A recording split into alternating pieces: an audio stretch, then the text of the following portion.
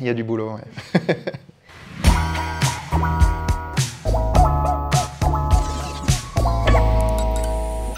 Salut, je m'appelle Maël, j'ai 25 ans, je suis cofondateur de Biped, une startup basée à Lausanne qui développe un appareil de navigation autonome pour les personnes non-voyantes et malvoyantes.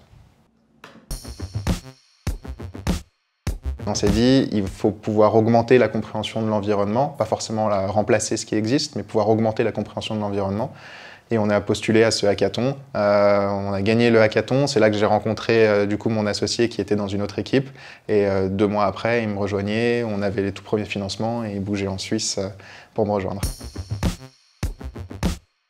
Alors tout est allé super vite. Globalement, on est arrivé avec une première idée de se dire on veut prendre ce qui existe dans le véhicule autonome, c'est-à-dire un système qui est capable d'éviter des obstacles, de comprendre les trajectoires et les types d'objets environnants et de guider une personne du point A au point B.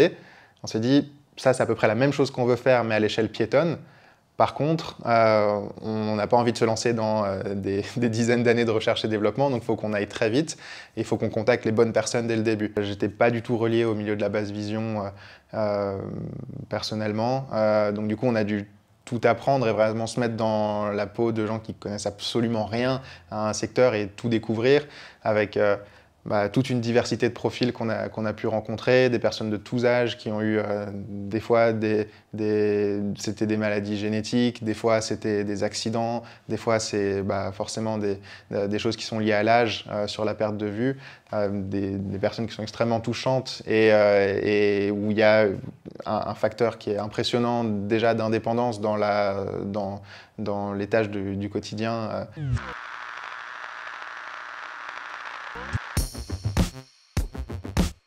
C'est un petit harnais qui se présente comme ça, qu'on va pouvoir venir mettre sur les épaules. Le harnais, il est équipé ici d'un ensemble de caméras 3D. Et l'idée, c'est que ces caméras, elles vont venir capturer tout l'environnement qui est devant la personne. Et typiquement, si la personne elle a un passage piéton et on a envie de savoir s'il y a quelque chose qui arrive sur la gauche,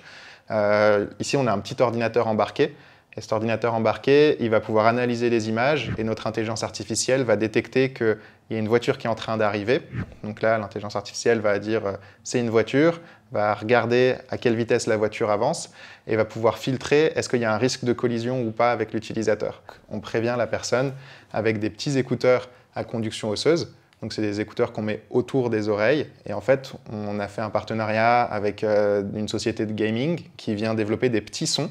Et ces petits sons, c'est des sons qui font moins de 100 millisecondes, qui sont inspirés du milieu du gaming, un peu comme un petit jeu sur téléphone, et où on va entendre en 3D la position du son. Une des visions qu'on a, c'est aussi de se dire que, en tout cas, le potentiel de choses qu'on peut couvrir dans le cadre de la basse vision, il est quasiment illimité, parce qu'on pense qu'on peut venir proposer quelque chose comme un système un peu main libre de compréhension de l'environnement dans quasiment toutes les tâches du quotidien, mais que derrière, on veut aussi un peu casser cette barrière du handicap et pas se dire que c'est seulement un dispositif qui vient apporter quelque chose dans le milieu du handicap, mais qu'au contraire, on vient proposer des applications dans le cadre du tourisme, dans le cadre des pompiers, dans le cadre d'autres pratiques de sport, de jeux, de choses comme ça, à des personnes voyantes, et que ce soit un dispositif un peu à terme qui devienne un peu comme une GoPro avec un petit cerveau qui est capable de comprendre l'environnement et proposer des choses. Et globalement, moi, ce que j'en retire, c'est que si jamais je devais remonter une boîte dans le futur, je le referais dans un secteur où il y a un impact social fort, parce que le fait de jamais se questionner, ou de jamais même se faire questionner sur le pourquoi ou le comment, le pourquoi est-ce qu'on fait quelque chose, mais qu'au contraire, ça soit quelque chose où on se dise ouais, ça a un impact, c'est concret, c'est cool, c'est gratifiant personnellement, on a l'impression d'apporter une valeur, et les collaborateurs qui nous rejoignent derrière sont motivés par la même chose que nous, donc il y a un vrai alignement des équipes là-dessus, quoi.